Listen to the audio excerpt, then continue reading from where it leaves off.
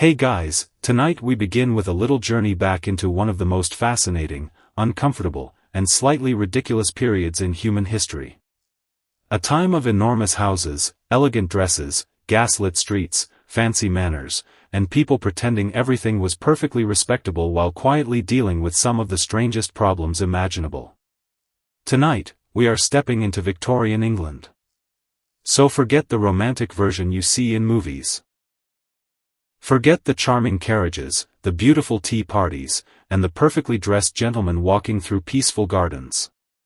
Because behind those polished gloves and expensive suits was a world of smoke, sickness, strict rules, exhausting work, and enough social pressure to make even the strongest person want to hide under a blanket forever. So before we begin, make yourself comfortable. Lower the lights. Let the room get quiet. Maybe turn on a fan or some soft background noise. And as you settle in, imagine something. Imagine opening your eyes one morning and realizing you are no longer in the modern world. No electricity. No smartphone. No warm shower waiting for you. No delivery app bringing breakfast to your door because you are too tired to cook. Instead, you have somehow arrived in the year 1855. Congratulations. You are now living in Victorian England. And unfortunately, your first problem appears immediately. You have to wake up. Which sounds simple. But Victorian mornings were not designed for comfort. Your bed is not the soft, temperature-controlled paradise you know today. There is no memory foam. No orthopedic mattress. No magical pillow that somehow fixes your entire personality after a bad night's sleep. Your mattress is probably stuffed with wool, feathers, or straw depending on your social class. If you are wealthy, congratulations. You might have a proper feather mattress and a beautifully decorated bedroom. If you are poor, your bed is more like a carefully arranged pile of things that are technically softer than the floor. Technically. Your blanket is heavy. Your room is cold. And the air has that familiar Victorian combination of damp walls, coal smoke, and old furniture. Because Victorian houses had a special talent. They looked impressive from the outside while quietly fighting a war against moisture from the inside. The walls were often covered with wallpaper. Beautiful wallpaper. Expensive wallpaper. Wallpaper that also had the unfortunate habit of trapping dampness. Some Victorian homes were basically elegant boxes filled with cold corners and suspicious smells. You slowly open your eyes. The first thing you notice is the temperature. Modern humans have become incredibly spoiled. We wake up and complain if our room is slightly too warm or slightly too cold. Victorian people simply accepted that their bedroom might feel like the inside of a refrigerator with poor emotional support.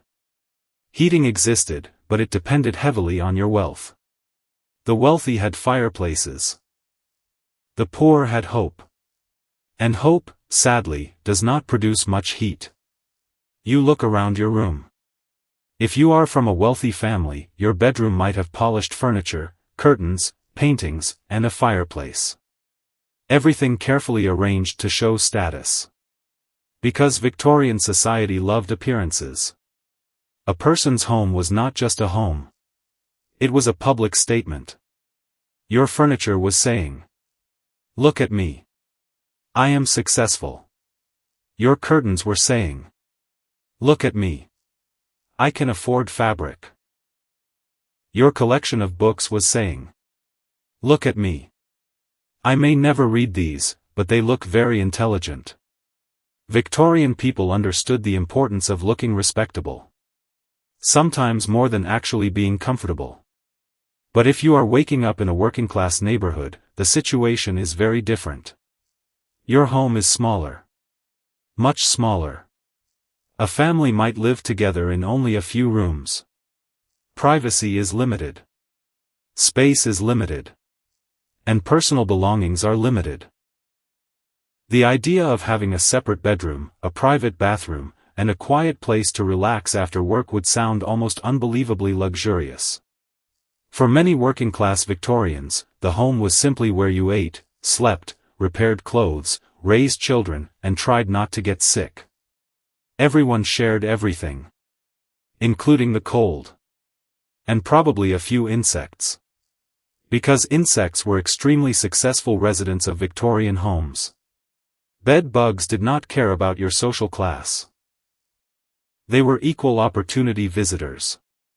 The wealthy might have better furniture, but even expensive beds could become homes for unwanted little roommates. And now comes another challenge. Getting dressed. Today, getting dressed is usually a simple decision. Maybe jeans. Maybe a shirt. Maybe something comfortable because nobody wants to spend the entire day feeling like a badly wrapped gift. Victorian clothing was different. Victorian fashion was not interested in comfort. It was interested in appearance. For men, clothing meant layers. Shirts. Waistcoats. Jackets. Trousers. Hats. And often a serious expression, because apparently smiling too much could damage your reputation. For women, clothing was an even bigger project. A Victorian woman's outfit was not something you simply put on. It was a construction project. There were dresses, undergarments, corsets, petticoats, stockings, gloves, bonnet, and several other pieces designed to make walking around feel like a daily negotiation with fabric. The corset especially became one of the most famous symbols of the Victorian era. It shaped the body according to the fashionable ideal of the time. A tiny waist was considered elegant. Unfortunately, breathing normally was also useful, and the two did not always cooperate. A fashionable woman might spend hours preparing her appearance before even leaving the house. Because Victorian society had a strong belief. Your appearance revealed your character. A messy appearance suggested a messy mind. A simple mistake in clothing could become a social disaster. Imagine waking up late and realizing you are not just late for work. You are late while also looking unacceptable according to hundreds of invisible rules. The Victorians had rules for almost everything. How to dress. How to speak. How to visit someone. How to write letters. How to behave at dinner. How long to mourn a relative. There were probably rules about how to properly worry about breaking rules. And yes, people followed them. Because reputation was everything. Especially for the middle and upper classes. Your neighbors were watching. Your relatives were judging. And somewhere nearby, there was probably an older person who had absolutely nothing else to do except notice your mistakes. Now, after finally surviving the complicated process of waking up and getting dressed, you need breakfast. Surely this part is better. A warm meal. A peaceful morning. Something comforting. Well, maybe. Victorian breakfasts depended heavily on your social position. A wealthy Victorian breakfast could be impressive. Eggs. Bread. Meat. Tea. Fruit. Pastries. A large table filled with food. The kind of breakfast where you wonder if the meal itself needs another dining room. But for the working class, breakfast was much simpler. Bread. Porridge. Tea. Maybe some leftovers. Food was not always about enjoyment. Often, it was about having enough energy to survive the day ahead. And the day ahead was not going to be gentle. Because Victorian England was powered by work. Factories. Mines. Workshops. Ships. Construction. Domestic service.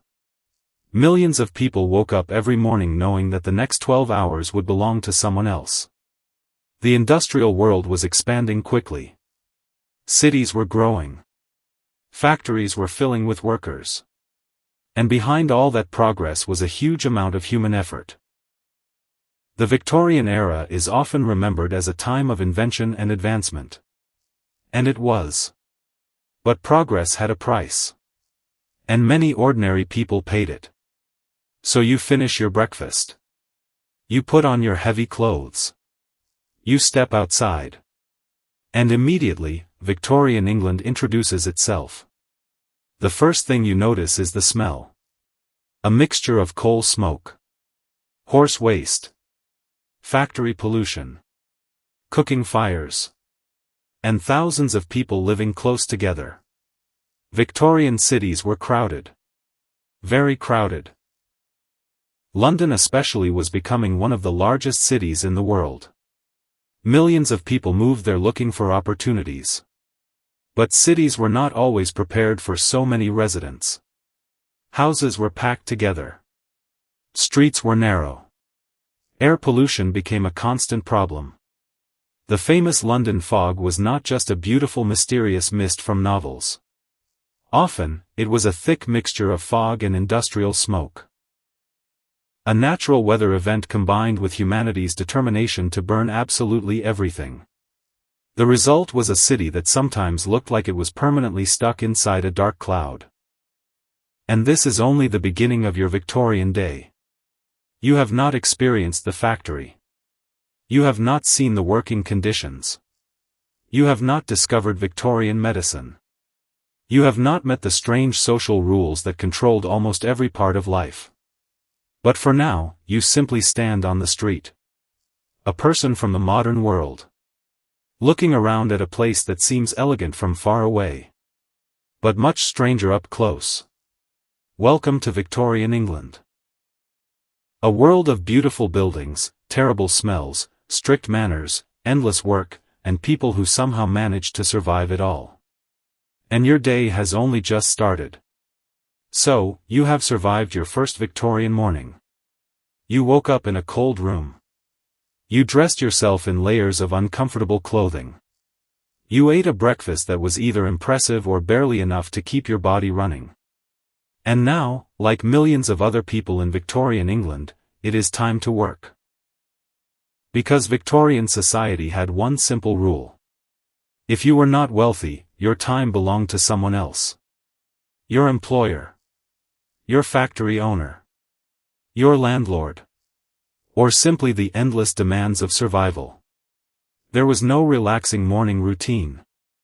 No checking emails while drinking coffee. No saying, I will just work from home today. Because your home was probably the last place where anyone wanted to work. And if you did not show up, there was a very simple consequence. You did not get paid. And without money, Victorian life became extremely difficult very quickly. So you step outside and begin walking through the streets. The city is already awake. Workers are moving through the morning fog. Carriages are passing by. Horses are pulling heavy loads. Shopkeepers are opening their businesses.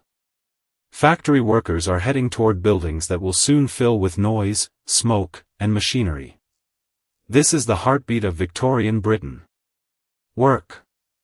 Endless work. The Industrial Revolution had transformed the country. Factories were producing more goods than ever before. Railways were expanding.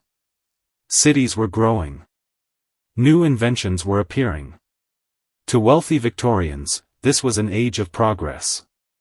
An age of opportunity. An age where Britain was becoming the workshop of the world. But for many workers, progress looked less like a bright future and more like a very long day inside a noisy building. Because factories were not designed around human comfort. They were designed around production. And machines did not care if you were tired. Machines did not care if your hands hurt. Machines certainly did not care if you wanted a lunch break. A factory simply continued moving. And you had to keep up. Imagine walking into a Victorian factory. The first thing you notice is the sound. A constant mechanical roar. Metal hitting metal. Machines turning. Workers shouting to communicate. The air is filled with dust, smoke, and strange smells from materials being processed. There is no peaceful background music. No comfortable chair. No quiet corner where you can think about your goals. Just noise. 4 hours. Every day. Many factories required workers to spend 10, 12, or even more hours performing repetitive tasks. The work was exhausting. And the danger was always present. Machines had moving parts. Guards and safety systems were limited. A moment of distraction could lead to serious injury. Today, workplaces are filled with safety signs. Victorian factories often had something much simpler. A worker learning the hard way. And unfortunately, children were also part of this system. Very young children. Because Victorian England had a strange contradiction. It was a society that celebrated progress and invention. But it also allowed children to spend their days working in dangerous environments. Children as young as 5 or 6 years old could be found working. They were small, cheap, and easy for employers to control. Which is a terrible combination when you think about it. A child should be worrying about toys, games, and avoiding vegetables. Not spending 12 hours near dangerous machinery. But for poor families, sending children to work was often not a choice. It was survival. A child's income could help pay rent. It could put food on the table. It could mean the difference between struggling and starving. So children entered factories, mines, and workshops. Some worked as chimney sweeps. Others worked in textile mills. Some worked underground in coal mines. Coal mining was one of the hardest jobs in Victorian Britain. Miners worked deep underground in darkness. The air was dangerous. The work was physically demanding. Explosions and accidents were constant threats. And yet, thousands of families depended on mining for survival. A Victorian miner could spend an entire day underground and return home covered in coal dust. Sometimes, after years of this work, their health was permanently damaged. But there was little choice. The industrial world needed fuel. And people provided it. Now, maybe you are thinking. Fine. Factory work sounds terrible. But surely life was easier if you worked in a house? Well, that depends. Because Victorian domestic service was another massive part of society. Thousands of people worked as servants in wealthy homes. And these homes were not small. A rich Victorian household could function almost like a small organization. There were cooks, maids, butlers, gardeners, footmen, housekeepers, and many others. A servant's entire life revolved around the household. They woke up early. They worked late. They followed strict rules. And they were expected to remain almost invisible. A good servant was someone you barely noticed.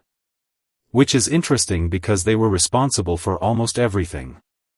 They cleaned the rooms. Prepared meals. Maintained clothing. Served guests. Managed daily routines. The wealthy families lived comfortable lives because thousands of workers made that comfort possible. The fancy dinner party? Someone cooked it. The clean house? Someone cleaned it. The perfectly arranged clothing? Someone prepared it. Victorian luxury had a hidden workforce behind it. And that workforce was often exhausted. For women especially, employment opportunities were limited.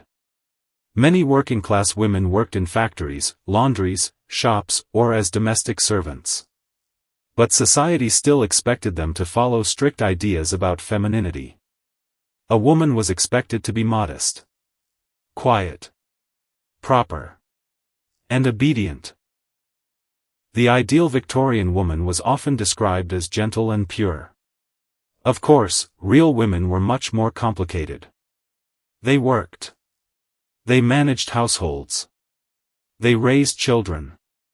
They survived difficult circumstances. But society placed enormous pressure on them. A woman could be criticized for almost anything. Too outspoken? Problem. Too independent? Problem. Too interested in politics? Definitely a problem. Victorian society loved categories. Everyone had a role. Everyone had expectations. And breaking those expectations could make life difficult. Now, after spending the day working, you might imagine the evening is finally peaceful. You return home. You rest. You relax.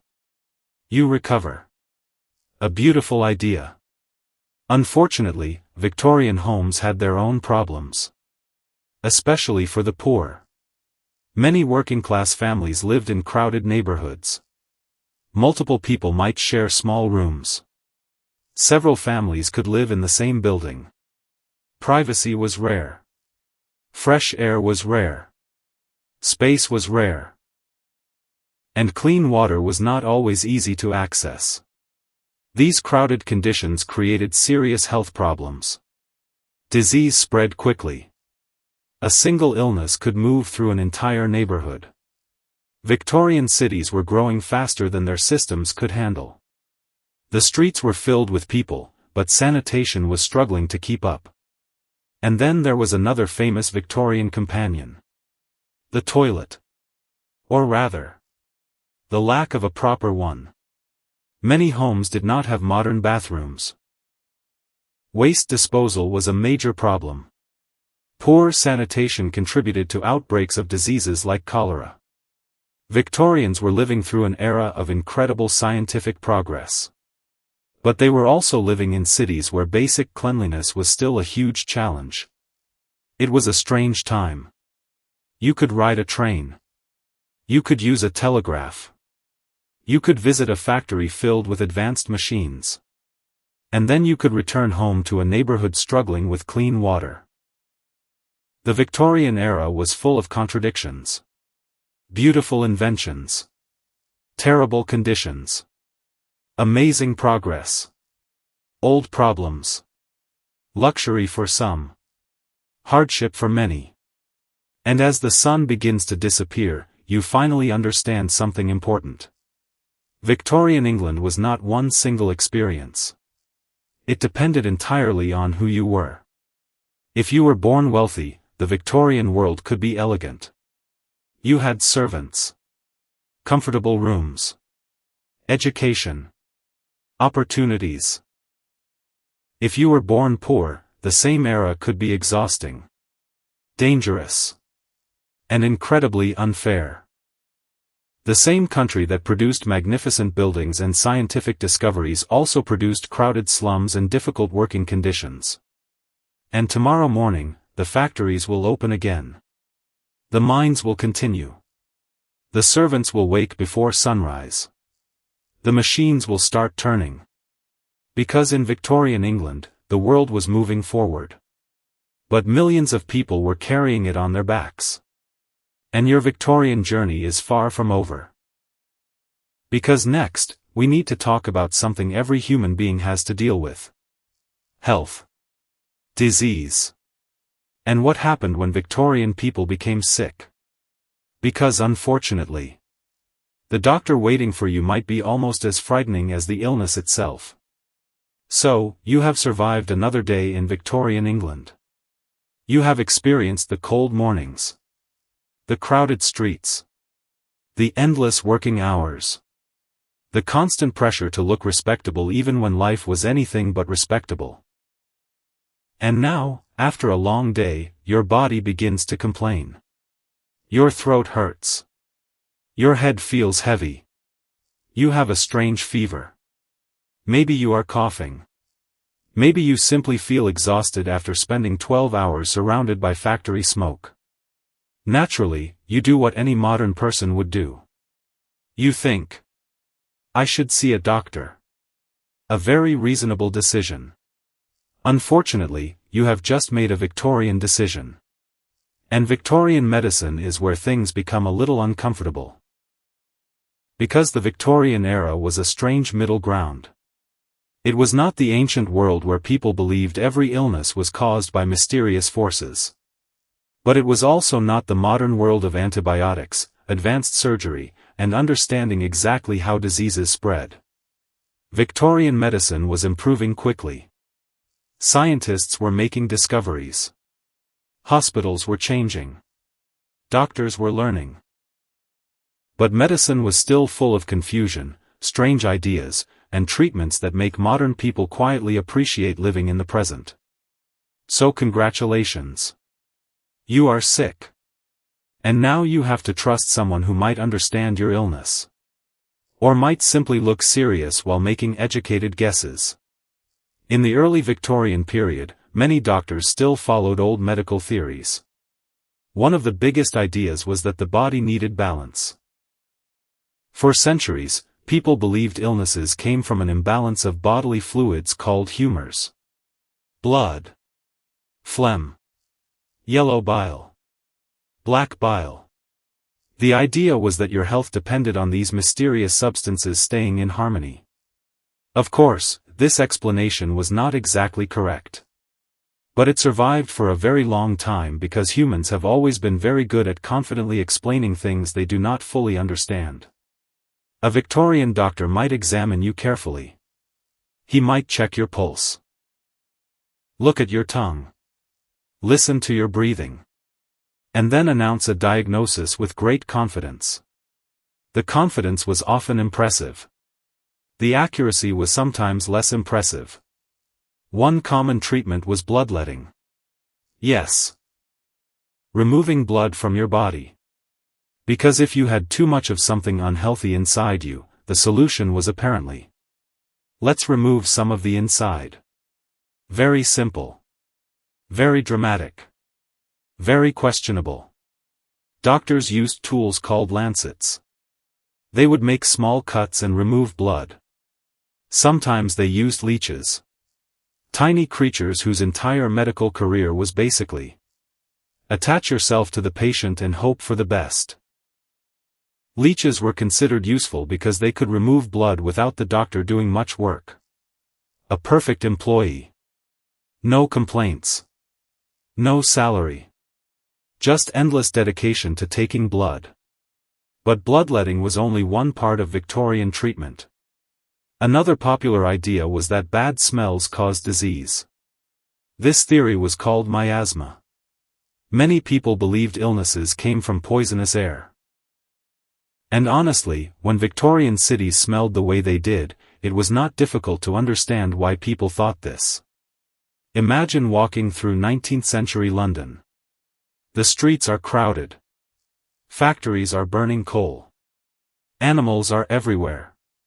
Waste disposal is a serious problem. The air itself can feel dirty.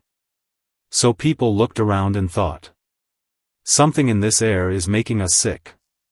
They were wrong about the cause. But they were not wrong that the environment was unhealthy. Victorian cities really did have major sanitation problems. And these problems contributed to terrible disease outbreaks. One of the most feared illnesses was cholera. Cholera could spread quickly through contaminated water. It caused severe dehydration and could kill people within hours. At the time, many people did not understand exactly how it spread. Some blamed bad air. Others blamed moral failures. Some even believed disease was a punishment for bad behavior. Imagine being sick and having people suggest your illness happened because you were not spiritually good enough. A very uncomfortable medical appointment. Eventually, scientists began discovering the truth. One of the most important changes came from understanding germs. People began realizing that tiny organisms could cause disease. This changed everything. But before germ theory became widely accepted, many doctors were still working with older ideas. Hospitals were also very different. Today, hospitals are places where cleanliness is considered extremely important. In Victorian times, hospitals could actually be dangerous places. Surgery rooms were not always clean. Doctors often moved from patient to patient without properly washing their hands. And this created a serious problem. A doctor could unintentionally carry infection from one person to another. The idea that doctors themselves could spread disease was shocking. Some people resisted these ideas. Because sometimes humans have a strange habit. When presented with a new idea that saves lives, the first reaction is often, "That sounds inconvenient. I prefer the old way." Fortunately, medical science continued moving forward. Slowly. Sometimes painfully slowly. But forward. Now imagine you need surgery. A modern person might think about anesthesia, sterile equipment, pain management, professional medical teams. Victorian surgery was a very different experience. Before anesthesia became common, operations were performed while patients were fully conscious. Yes. Fully conscious. The goal was speed. The faster the surgeon worked, the less time the patient spent suffering. Some surgeons became famous for performing extremely fast operations. Not because speed was exciting. Because speed was mercy. A patient might be held down while a surgeon worked quickly with basic instruments. The sounds. The pain. The fear. It was something people today would find almost impossible to imagine. Later, anesthesia changed surgery forever. But even then, surgery remained risky. The operation itself might go well. The infection afterward was the real danger. And then there was dentistry. Because your teeth also had problems. Victorian people loved sweets. Sugar became more available. And without modern dental care, teeth suffered. Tooth decay was common. Toothaches were miserable. A painful tooth could ruin your entire day. And the solution? Often extraction. A dentist or barber surgeon might remove the problem tooth. No comfortable modern dentist chair. No gentle music. No tiny sunglasses to protect your eyes. Just you, a painful tooth, and someone holding a metal tool. A relationship nobody wanted. But not all Victorian medicine was terrible. This is important. The Victorian era also produced some major medical advances. Scientists and doctors made important discoveries. Hospitals became more organized. Public health improved. Nursing changed dramatically. And one of the most famous figures connected to Victorian medicine was Florence Nightingale. Florence Nightingale became known for transforming nursing. During the Crimean War, she worked to improve hospital conditions and patient care. She emphasized cleanliness, organization, and proper medical practices. She showed that nursing was not simply domestic work. It was a skilled profession. Her efforts changed how people viewed healthcare. She proved that compassion and careful organization could save lives. But while medicine was improving, ordinary Victorians still faced enormous dangers. A simple infection could become serious. A small injury could become life-threatening. Childbirth could be dangerous. Childhood illnesses were common. And many families experienced loss. Death was not something hidden away. Victorian people lived much closer to it than many people today. Families often lost children. People died at younger ages. Funeral traditions became extremely important. Mourning had its own rules. There were specific clothes. Specific customs. Specific periods of grief. The Victorians had a complicated relationship with death. They feared it. They respected it. They surrounded it with rituals. It provided heat. It provided light. It allowed families to cook their meals.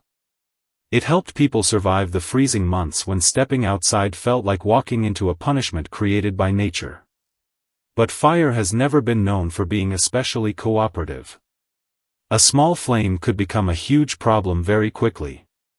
Most medieval homes used open fires rather than enclosed fireplaces. Smoke filled the room and slowly escaped through holes in the roof or small openings. This meant that people lived surrounded by smoke every day. The smell of burning would become part of life. Clothes smelled like smoke. Hair smelled like smoke. The inside of the house smelled like smoke. If you somehow traveled back in time and visited a medieval village, the first thing you might notice would probably not be the lack of technology. It would probably be the smell. A combination of smoke, animals, damp wood, food, and many people living close together. A very memorable medieval perfume. And unfortunately, smoke was not the only problem. Fire could escape. A spark could jump. A piece of burning wood could fall. A careless moment while cooking could turn a comfortable evening into a disaster. Medieval villages were especially vulnerable because many buildings were made mostly from wood, straw, and other materials that were very friendly toward flames. Too friendly, actually.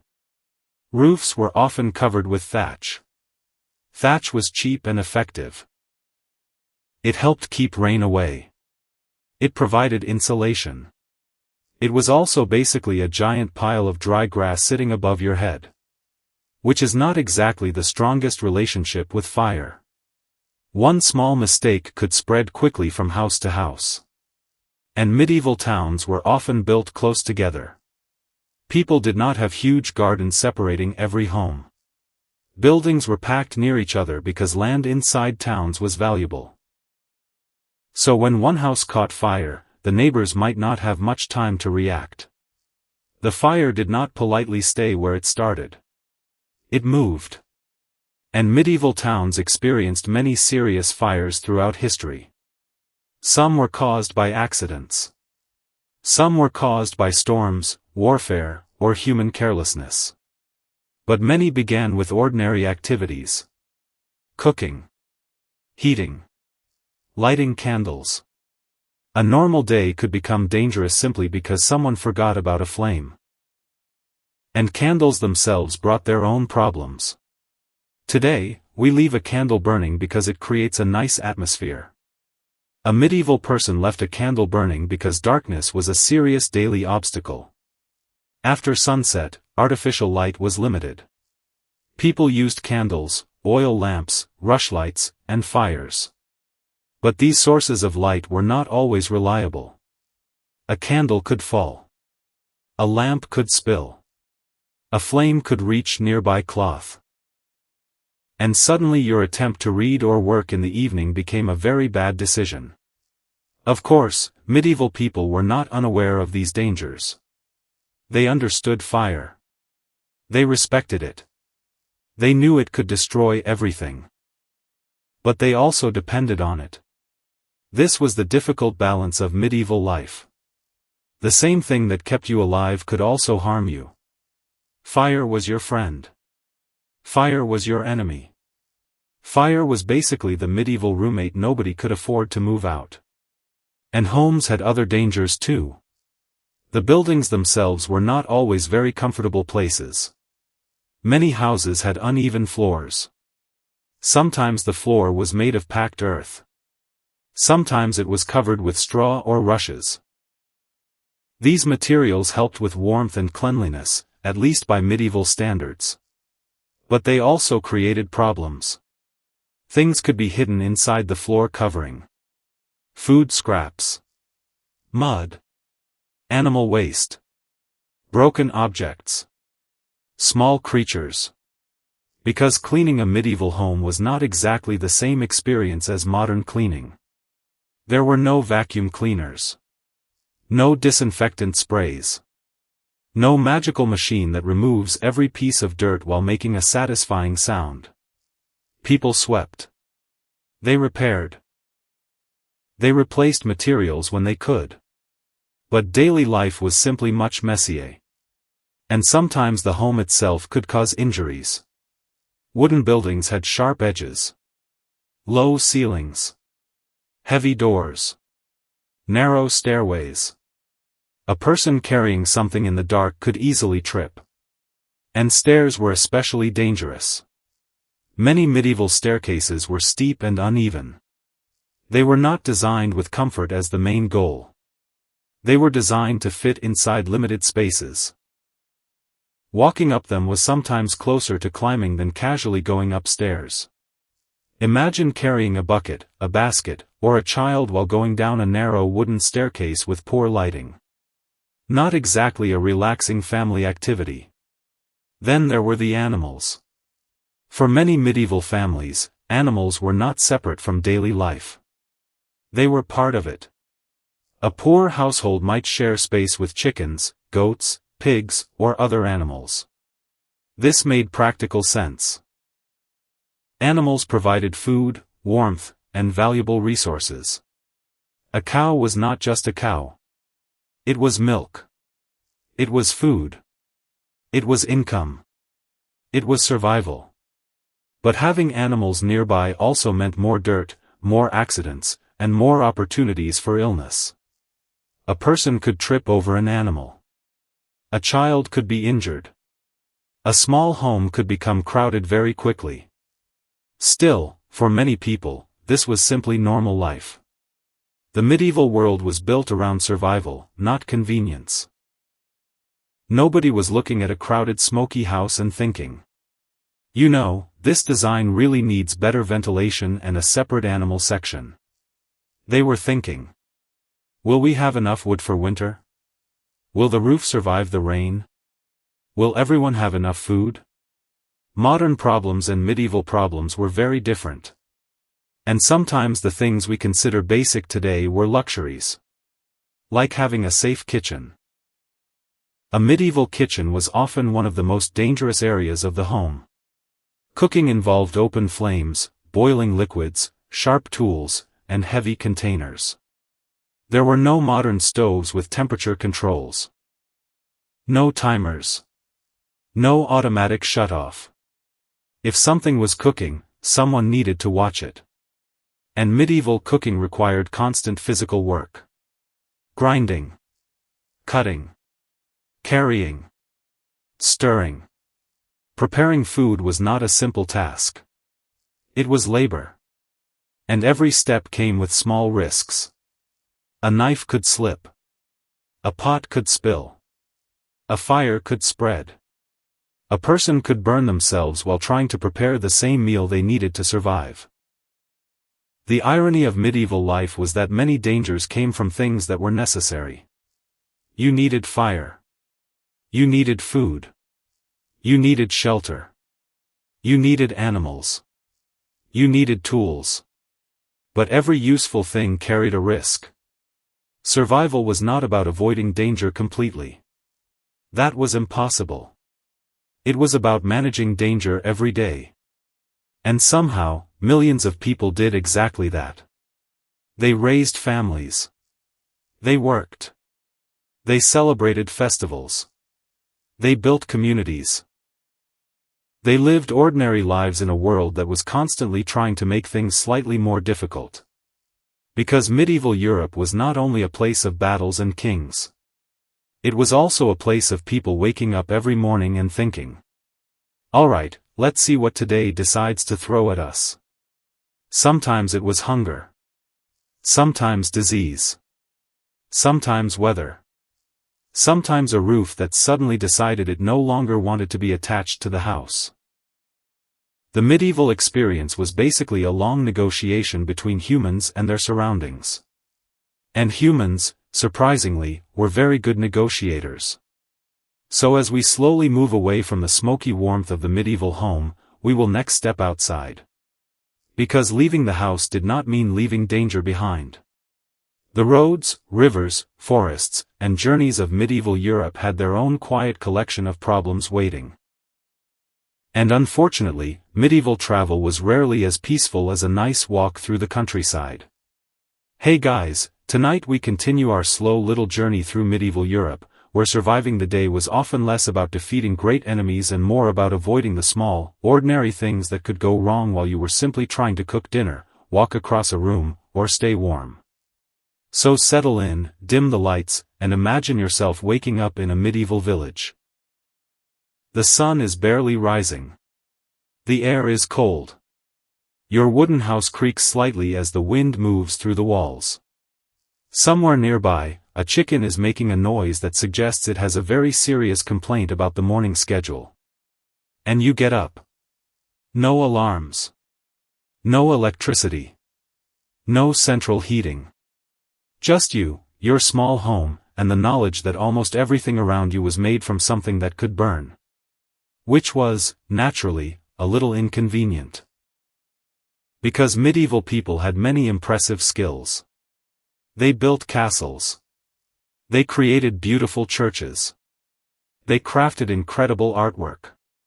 They developed farming techniques that kept communities alive. But when it came to household safety, medieval Europe had a slightly different philosophy. Basically, if the fire is useful, keep it nearby. And then they placed that fire directly inside their homes. Because why not? A medieval house was not designed like a modern home where the dangerous things are separated away. The kitchen, the fireplace, the sleeping area, the animals, and the storage space were often all sharing the same small building. It was warm. It was practical. And it was also a little like living inside a wooden box with a campfire. The center of medieval daily life was the hearth. The hearth was the heart of the home. It provided heat. It provided light. It allowed families to cook their meals. It helped people survive the freezing months when stepping outside felt like walking into a punishment created by nature. But fire has never been known for being especially cooperative. A small flame could become a huge problem very quickly. Most medieval homes used open fires rather than enclosed fireplaces. Smoke filled the room and slowly escaped through holes in the roof or small openings. This meant that people lived surrounded by smoke every day. The smell of burning would become part of life. Clothes smelled like smoke. Hair smelled like smoke. The inside of the house smelled like smoke.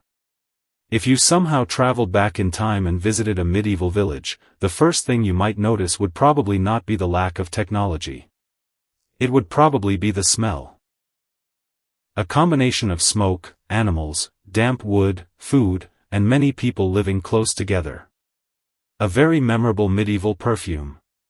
And unfortunately, smoke was not the only problem. Fire could escape. A spark could jump. A piece of burning wood could fall. A careless moment while cooking could turn a comfortable evening into a disaster. Medieval villages were especially vulnerable because many buildings were made mostly from wood, straw, and other materials that were very friendly toward flames. Too friendly, actually. Roofs were often covered with thatch. Thatch was cheap and effective. It helped keep rain away. It provided insulation. It was also basically a giant pile of dry grass sitting above your head. Which is not exactly the strongest relationship with fire. One small mistake could spread quickly from house to house. And medieval towns were often built close together. People did not have huge gardens separating every home. Buildings were packed near each other because land inside towns was valuable. So when one house caught fire, the neighbors might not have much time to react. The fire did not politely stay where it started. It moved. And medieval towns experienced many serious fires throughout history. Some were caused by accidents. Some were caused by storms, warfare, or human carelessness. But many began with ordinary activities. Cooking. Heating. Lighting candles. A normal day could become dangerous simply because someone forgot about a flame. And candles themselves brought their own problems. Today, we leave a candle burning because it creates a nice atmosphere. A medieval person left a candle burning because darkness was a serious daily obstacle. After sunset, artificial light was limited. People used candles, oil lamps, rushlights, and fires. But these sources of light were not always reliable. A candle could fall. A lamp could spill. A flame could reach nearby cloth. And suddenly your attempt to read or work in the evening became a very bad decision. Of course, medieval people were not unaware of these dangers. They understood fire. They respected it. They knew it could destroy everything. But they also depended on it. This was the difficult balance of medieval life. The same thing that kept you alive could also harm you. Fire was your friend. Fire was your enemy. Fire was basically the medieval roommate nobody could afford to move out. And homes had other dangers too. The buildings themselves were not always very comfortable places.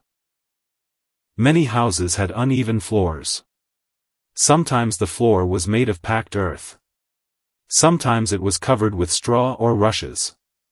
These materials helped with warmth and cleanliness, at least by medieval standards. But they also created problems. Things could be hidden inside the floor covering. Food scraps. Mud. Animal waste. Broken objects. Small creatures. Because cleaning a medieval home was not exactly the same experience as modern cleaning. There were no vacuum cleaners. No disinfectant sprays. No magical machine that removes every piece of dirt while making a satisfying sound. People swept. They repaired. They replaced materials when they could. But daily life was simply much messier. And sometimes the home itself could cause injuries. Wooden buildings had sharp edges. Low ceilings. Heavy doors. Narrow stairways. A person carrying something in the dark could easily trip. And stairs were especially dangerous. Many medieval staircases were steep and uneven. They were not designed with comfort as the main goal.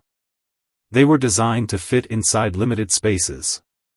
Walking up them was sometimes closer to climbing than casually going upstairs. Imagine carrying a bucket, a basket, or a child while going down a narrow wooden staircase with poor lighting. Not exactly a relaxing family activity. Then there were the animals. For many medieval families, animals were not separate from daily life. They were part of it. A poor household might share space with chickens, goats, pigs, or other animals.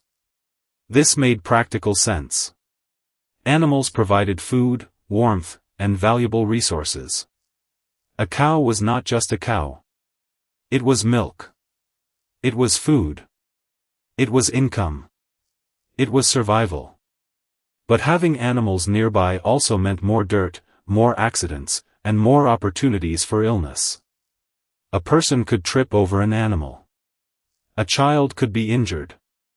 A small home could become crowded very quickly. Still, for many people, this was simply normal life. The medieval world was built around survival, not convenience. Nobody was looking at a crowded smoky house and thinking, "You know, this design really needs better ventilation and a separate animal section." They were thinking, "Will we have enough wood for winter? Will the roof survive the rain? Will everyone have enough food?" Modern problems and medieval problems were very different. And sometimes the things we consider basic today were luxuries. Like having a safe kitchen. A medieval kitchen was often one of the most dangerous areas of the home. Cooking involved open flames, boiling liquids, sharp tools, and heavy containers. There were no modern stoves with temperature controls. No timers. No automatic shut-off. If something was cooking, someone needed to watch it. And medieval cooking required constant physical work. Grinding. Cutting. Carrying. Stirring. Preparing food was not a simple task. It was labor. And every step came with small risks. A knife could slip. A pot could spill. A fire could spread. A person could burn themselves while trying to prepare the same meal they needed to survive. The irony of medieval life was that many dangers came from things that were necessary. You needed fire. You needed food. You needed shelter. You needed animals. You needed tools. But every useful thing carried a risk. Survival was not about avoiding danger completely. That was impossible. It was about managing danger every day. And somehow, millions of people did exactly that. They raised families. They worked. They celebrated festivals. They built communities. They lived ordinary lives in a world that was constantly trying to make things slightly more difficult. Because medieval Europe was not only a place of battles and kings. It was also a place of people waking up every morning and thinking, "Alright, let's see what today decides to throw at us." Sometimes it was hunger. Sometimes disease. Sometimes weather. Sometimes a roof that suddenly decided it no longer wanted to be attached to the house. The medieval experience was basically a long negotiation between humans and their surroundings.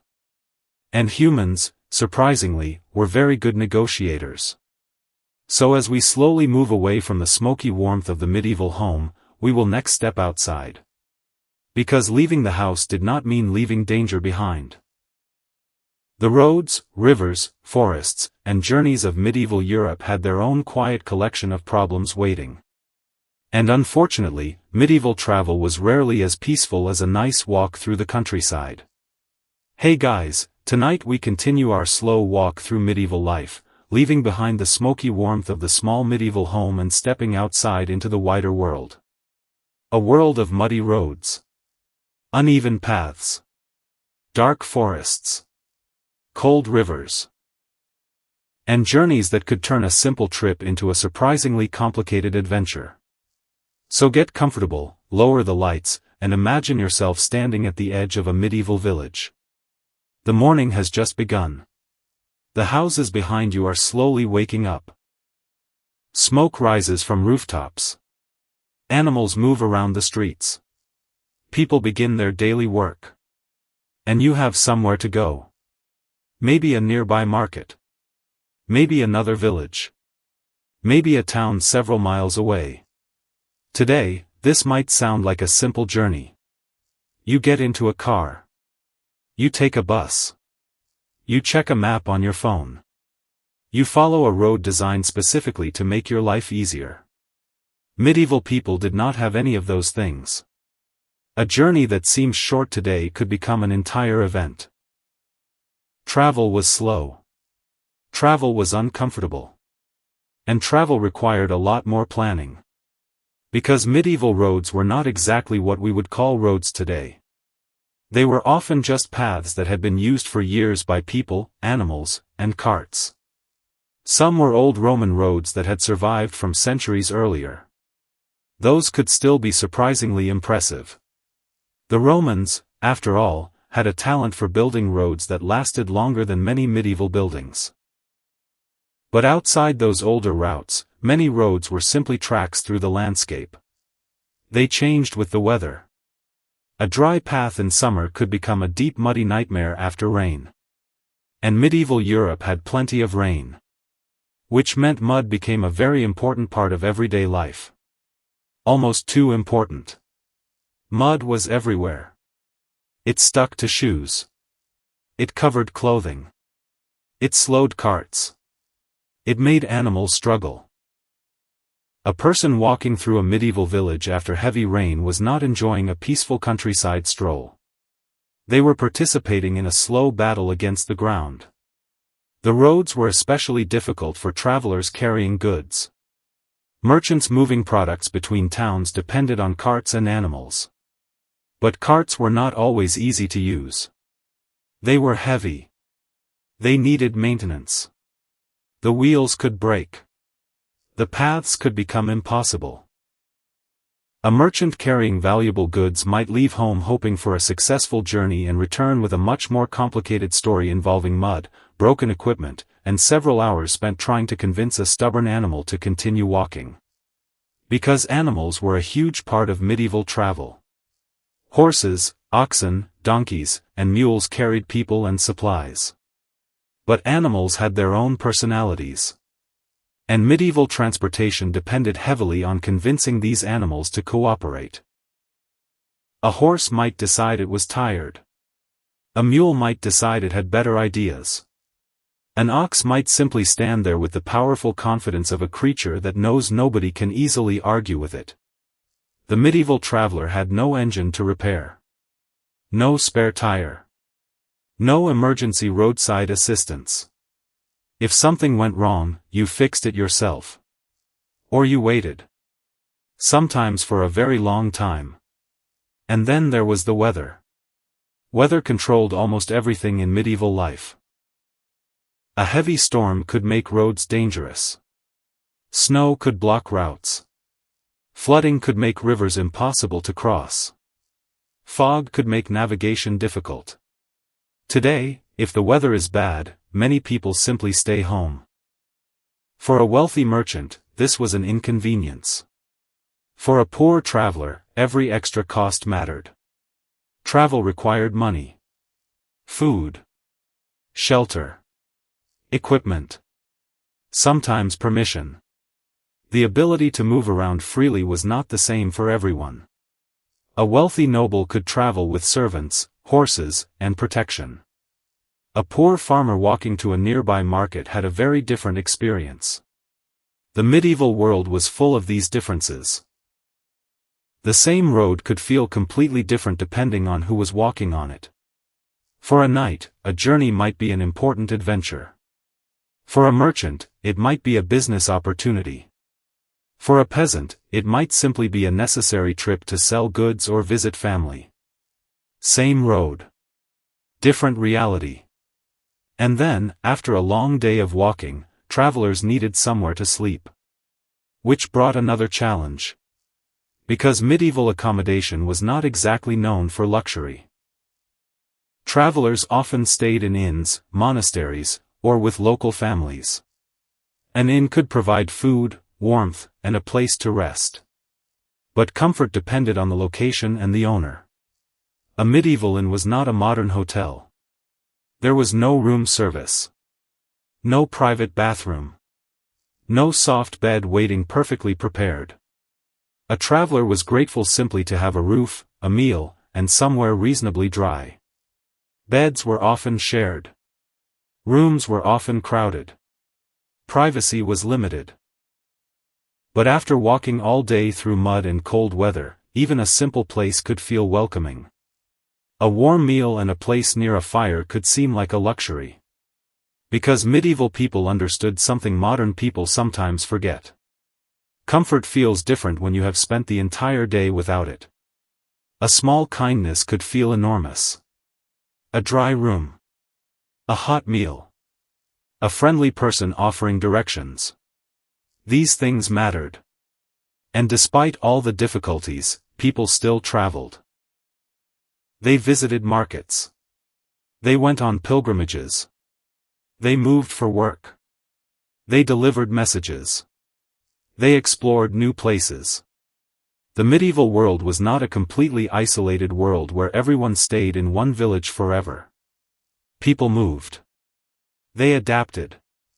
They found ways around obstacles. They crossed rivers. They followed roads. They entered forests. They continued.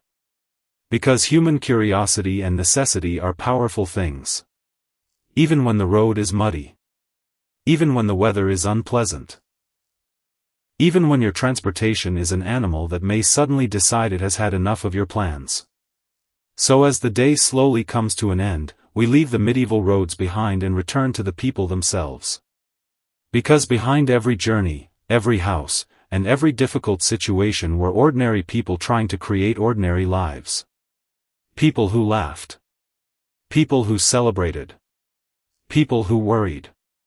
People who found small moments of happiness in a world that was often uncomfortable.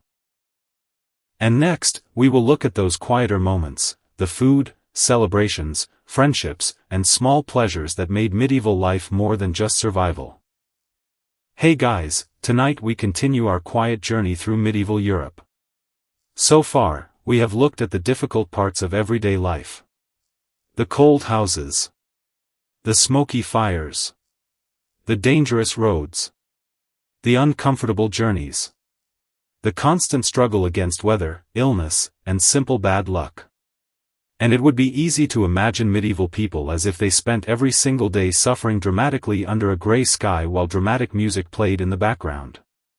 But that would not really be accurate. Because medieval people were still people.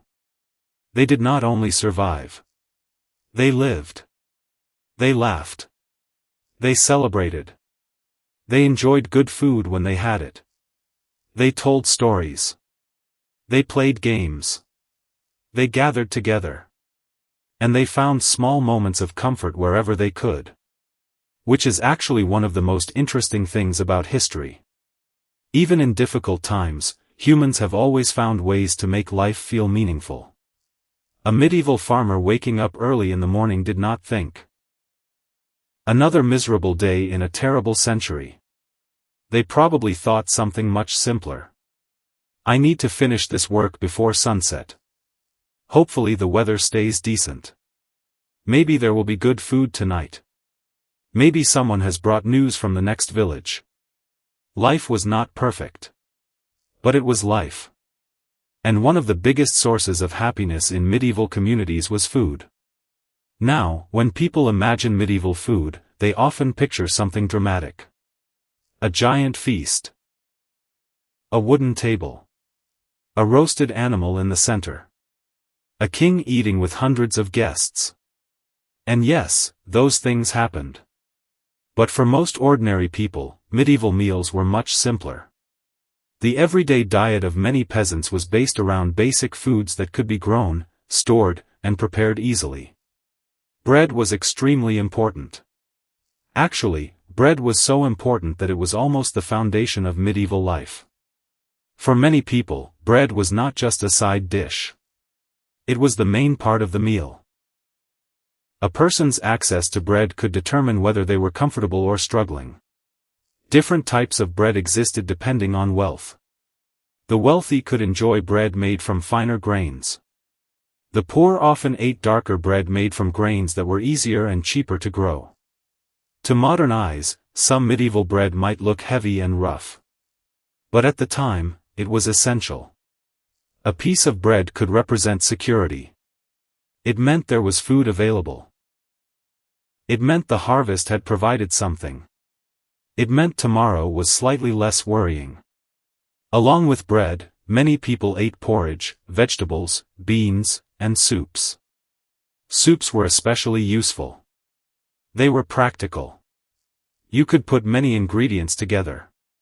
You could make them with whatever was available. A medieval household did not waste much. Food was valuable. Almost everything had a purpose.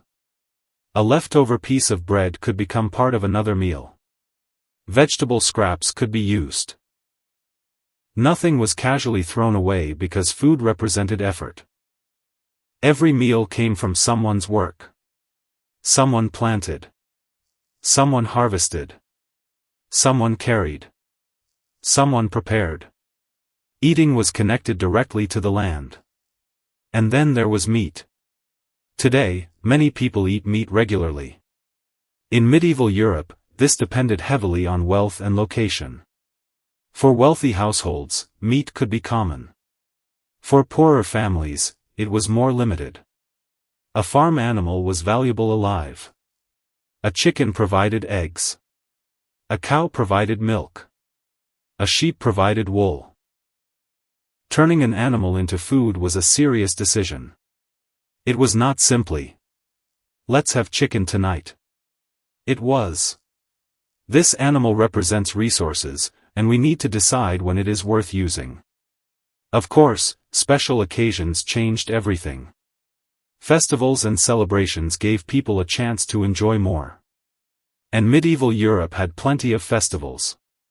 The calendar was filled with religious celebrations, seasonal events, and local traditions. These events interrupted the normal rhythm of work. And that was important. Because medieval life was often repetitive. Wake up. Work. Eat. sleep, repeat. A festival created something different. The village changed. People gathered.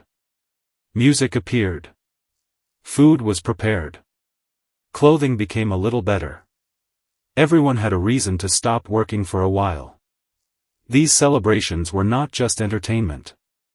They strengthened communities.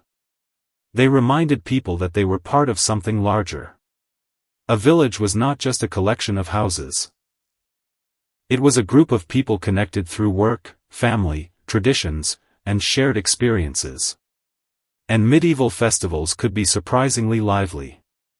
There could be dancing, games, singing, markets, religious ceremonies, competitions. People enjoyed simple forms of entertainment because they did not have endless distractions. Today, if someone is bored, they have thousands of options. Movies, games, social media, streaming, endless information. A medieval person had a much smaller menu of entertainment. So when something exciting happened, people paid attention. A traveling performer arriving in town could become a major event. A musician could attract a crowd. A storyteller could keep people listening for hours. Stories were extremely important. Before modern entertainment, storytelling was one of the main ways people shared knowledge and passed time. Around fires in the evening, people told stories about heroes, monsters, saints, local events, and sometimes just amusing things that happened to their neighbors. Because every village had those stories. Every community had someone who was famous for something strange. The person who always complained. The person who had too many animals. The person who somehow survived a ridiculous accident. Human nature does not really change. Medieval villages also had their own gossip. Probably a lot of it. People have always been interested in other people. 1,000 years ago, there was no internet. But there was still someone saying, "Did you hear what happened yesterday?" The technology changed. The curiosity remained. Another important part of medieval happiness was friendship and community. Modern people sometimes imagine medieval life as lonely. But many people lived surrounded by others. Large families were common. Neighbors worked together. Villagers depended on each other. If someone needed help repairing a roof, preparing for winter, or completing difficult work, the community could be important. People were connected because they had to be. Survival required cooperation. A person completely separated from others had a much harder life. Community was not just emotional support. It was practical support. And then there were games. Yes, medieval people played games. Because apparently even after working all day, humans still find time to compete over meaningless things. Some traditions would feel familiar today. Board games existed. Dice games existed. People enjoyed contests and physical activities. Children played games too. They created entertainment from whatever was available. A stick could become a toy. A simple object could become part of a game. Children do not need expensive technology to be creative. They simply need imagination. Something that has remained true for thousands of years. Music was also a major part of medieval life. People sang during celebrations. They used instruments. They created songs for work, religion, and entertainment. Music helped make ordinary moments special. A long evening after work could feel different when people gathered together and shared songs. And perhaps that is one of the most human parts of medieval history. The ability to find comfort in small things. A warm fire. A shared meal. A conversation. A festival. A song. A good harvest. A moment without problems. Medieval people did not have many modern comforts. They did not have electricity. They did not have medicine like we have today. They did not have many conveniences. But they still had happiness. Not the same kind of happiness people experience today. But a happiness built around different things. Connection. Routine. Tradition. Family. Community. The things immediately around them. And maybe that is why studying ordinary medieval life is so interesting. Because beneath all the differences, people were still dealing with familiar feelings. They wanted safety. They wanted comfort. They wanted friendship. They wanted good days. They worried about the future. They hoped things would improve. The world around them was different. But the people were not. So as we slowly move toward the final part of our journey, we will look at the bigger picture. How ordinary medieval people managed to continue through centuries of challenges. How they adapted. How they survived. And how their everyday experiences shaped the world that came after them. Because history is not only about kings, battles, and famous names. Sometimes history is simply about millions of ordinary people waking up each morning and continuing. And that quiet persistence might be the most impressive story of all. Hey guys, tonight we slowly continue our journey through medieval Europe. At this point, we have walked through smoky little homes, crossed muddy roads, watched people work in fields, shared simple meals, and sat beside the warmth of a medieval fire. And now, as our journey begins to settle down, we are left with a bigger question. How did ordinary people actually keep going? How did generations of medieval families survive a world that could be unpredictable, uncomfortable, and sometimes extremely unfair? The answer is not one great invention. It is not one heroic moment. It is not one powerful king making everything better. Because, unfortunately, medieval history did not work like a movie. There was no dramatic character who arrived at the perfect moment and fixed everything. Instead, survival came from thousands of small decisions made every day. Planting crops. Saving food. Repairing clothing. Helping neighbors. Passing knowledge from parents to children. Doing the same difficult tasks again and again. Medieval life was built on repetition. And while repetition might sound boring, it was actually one of the strongest tools people had. A farmer knew the seasons. They knew when to plant. They knew when to harvest. They knew which animals needed attention. They knew the habits of the land around them. This knowledge was not written in fancy books. It was learned through experience. A person who grew up in a medieval village was surrounded by practical knowledge from childhood. They learned by watching. They learned by helping. They learned by making mistakes. A child might not understand farming when they were young. But after years of following their parents through fields, carrying supplies, and helping with animals, they slowly became part of the system that kept the household alive. Modern people often think of education as something that happens inside schools. For medieval people, much of education happened through daily life. The world itself was the classroom. The field was the classroom. The workshop was the classroom. The kitchen was the classroom. A child learned because learning was necessary. Knowing how to survive was not an optional skill. It was the difference between comfort and hardship. And one of the most important lessons medieval people understood was preparation. Winter was not a surprise. Everyone knew it was coming. Unlike modern life, where a person can suddenly realize they have no food and simply order something online, medieval families had to think ahead. Food needed to be stored. Wood needed to be collected. Clothing needed to be repaired. Animals needed care. The cold months were a challenge that everyone prepared for. A successful harvest could mean security. A poor harvest could mean anxiety. The relationship between people and nature was extremely direct.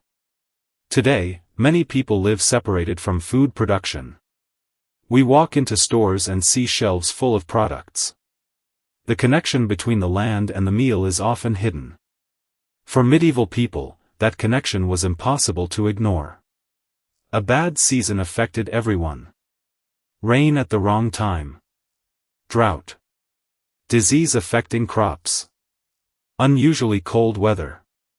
These were not just environmental problems. They were personal problems. They affected families directly. But despite these challenges, medieval communities developed ways to adapt. They shared resources.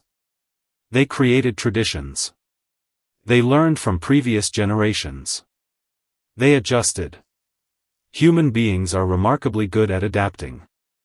Sometimes because they have a choice. Sometimes because they do not. And medieval people often had very few choices. They simply had to find a way. One thing that helped communities survive was cooperation. A medieval village was not just a random group of people living near each other. It was a network. People depended on one another. A blacksmith provided tools. A farmer provided food. A miller processed grain. A carpenter repaired buildings. A baker prepared bread. A local healer offered whatever medical knowledge was available. Everyone had a role. Of course, this system was not perfect. Medieval society had major inequalities. Some people had far more power and wealth than others. A noble family and a poor farming family experienced completely different versions of medieval life. A castle banquet and a peasant meal were worlds apart. A noble traveling with servants had a very different journey compared with someone walking alone with a small bag of belongings. Social class affected almost everything. Food. Housing. Work. Legal rights. Opportunities. The medieval world was not an equal world.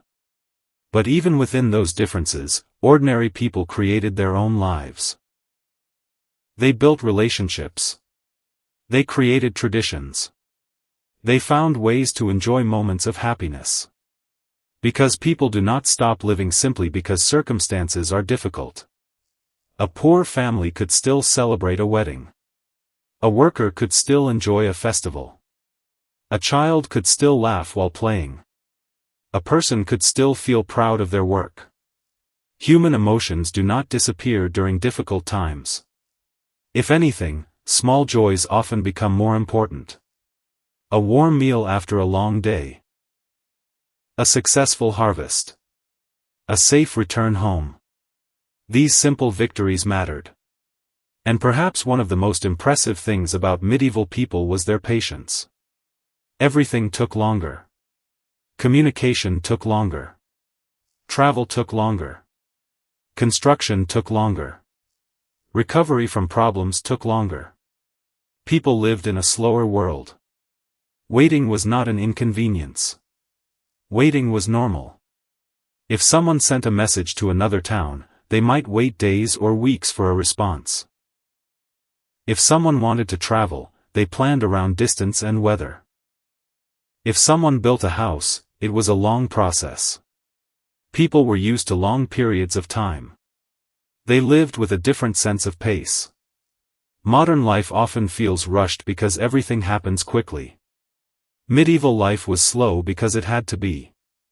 The rhythm was controlled by nature. The sun. The seasons. The harvest. The weather. The medieval day began with daylight and ended with darkness. The year moved according to farming cycles. Time was experienced differently. And maybe that slower rhythm created a different relationship with daily life. People noticed small changes. The first signs of spring. The arrival of certain birds. The changing color of crops. The condition of animals. The quality of the harvest. Nature was not background scenery. Nature was part of everyday existence. A person could not ignore it. Their survival depended on paying attention. And while medieval life was difficult, it is important not to imagine people as helpless. They were not simply victims of their environment. They were skilled. They were creative. They were experienced. They understood their world deeply. A modern person might know how to operate technology that would seem magical to someone from the Middle Ages. But a medieval farmer could look at the sky, soil, and plants and understand things many modern people would struggle with. Different worlds require different skills. And medieval people had the skills needed for theirs.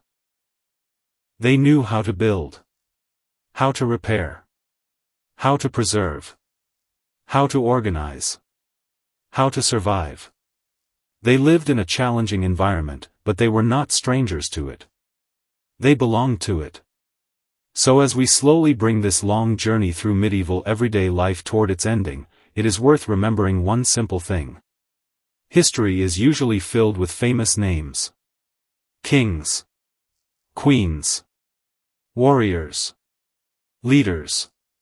But behind every famous person were thousands of ordinary people. People who planted fields. People who raised children. People who built homes. People who cooked meals. People who woke up every morning and continued. They rarely appear in paintings. They rarely appear in history books. But they created the foundation of the world that came after them. Their lives were not easy. Their world was not comfortable. But they endured. Not because they were extraordinary heroes.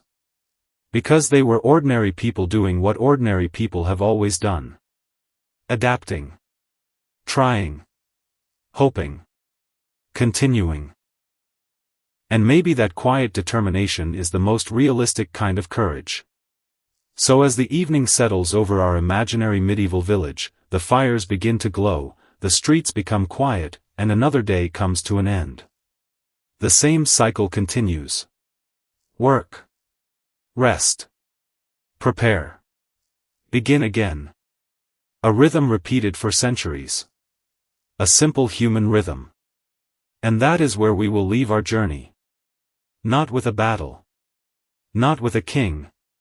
Not with a grand historical moment. But with a small village at night.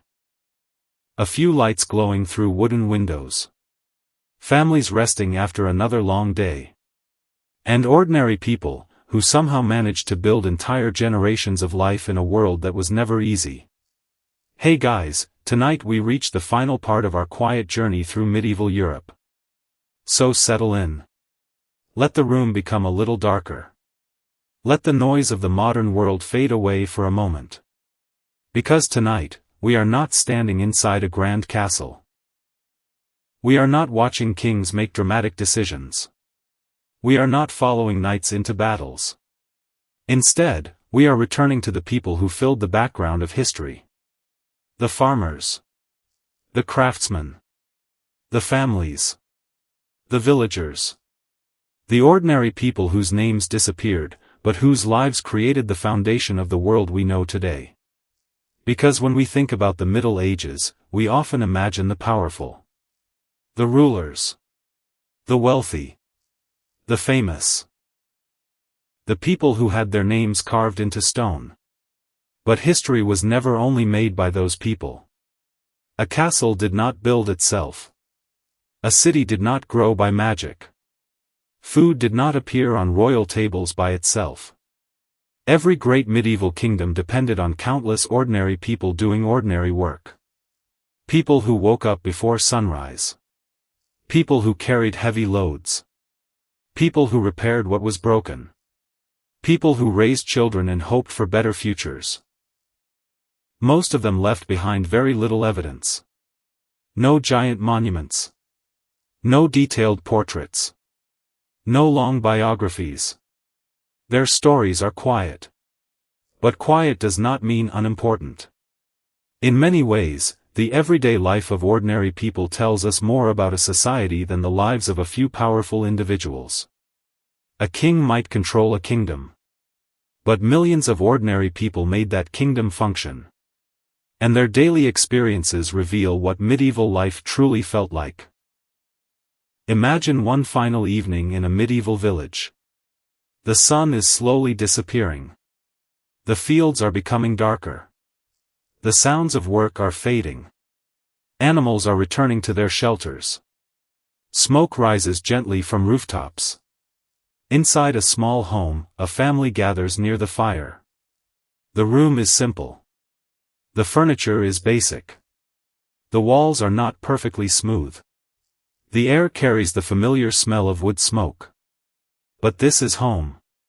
For the people living there, this small space represents safety.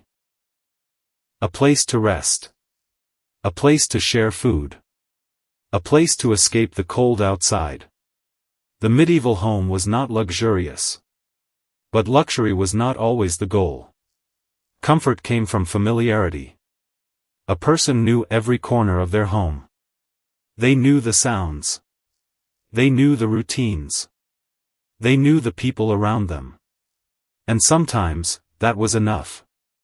Because humans have always adapted their idea of comfort to the world they live in.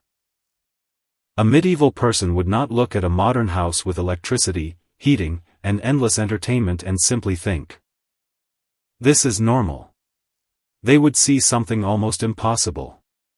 A magical place where lights appear without fire. Where food stays cold without ice. Where water arrives inside the house. Where people can speak instantly across enormous distances. The modern world would seem unbelievable. But medieval people also had things that modern life sometimes lacks. A stronger connection to local communities. A clearer relationship with the changing seasons. A daily awareness of nature. Their lives were physically harder. But their world was also more immediate. A medieval person knew where their food came from. They knew who made their tools. They knew their neighbors. They knew the land around them. Their world was smaller. But within that smaller world, there was meaning. Of course, we should not romanticize medieval life. It was not a peaceful fantasy. There was hardship. There was inequality. There was illness. There was uncertainty. Many people experienced struggles that modern society has worked hard to reduce. A simple infection could become serious. A poor harvest could create fear. A harsh winter could test entire communities. Life expectancy was lower. Work was physically demanding. Many people had very little control over their circumstances. The medieval world could be beautiful. But it could also be extremely difficult. Both things can be true at the same time. History is rarely completely one thing. A medieval festival could bring happiness.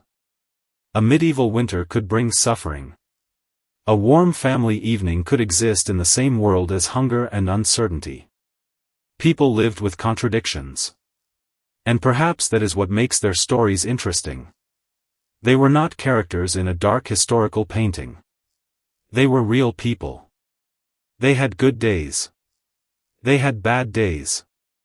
They had worries. They had dreams. They had personalities. A person from the year 1200 was not simply a medieval peasant. They were an individual.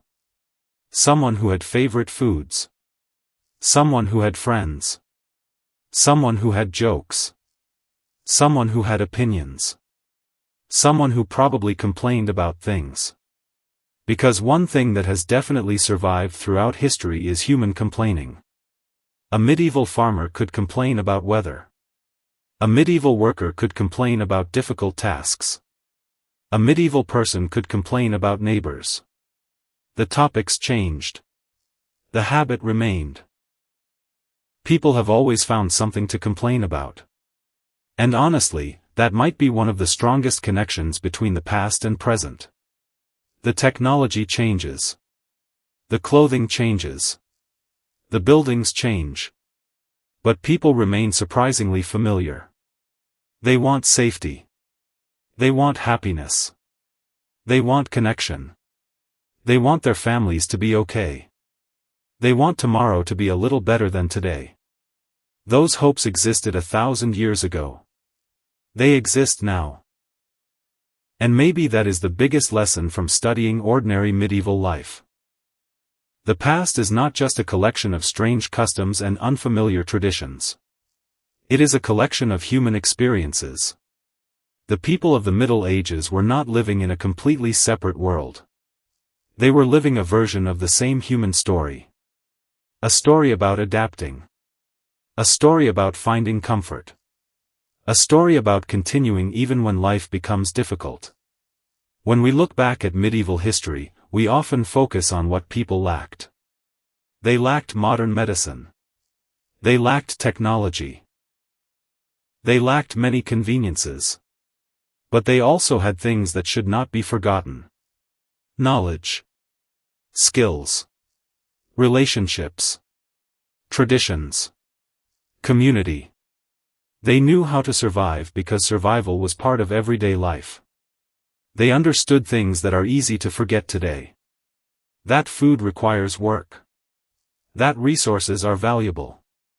That communities matter. That small comforts can mean a lot.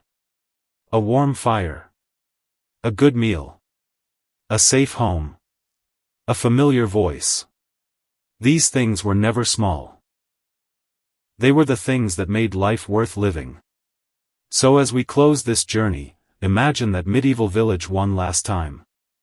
The streets are quiet. The fields are resting. The fire inside each home slowly burns. Families are preparing for sleep. Tomorrow will bring another day of work. Another day of challenges. Another day of ordinary life. And they will face it the same way their ancestors did. By waking up. By adapting. By trying. By continuing.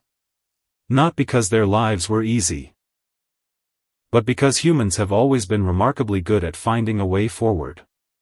The Middle Ages were not only castles and kings. They were millions of small moments. A farmer planting seeds. A child learning a skill. A family sharing a meal. A worker repairing a tool. A traveler walking a muddy road.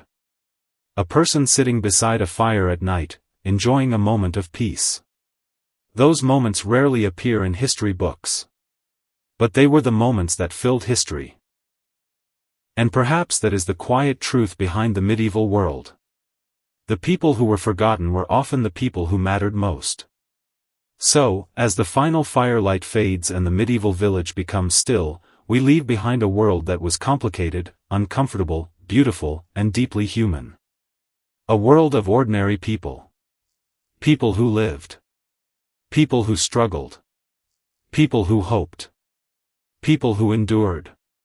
And people who, in their own quiet way, helped create the future. Good night.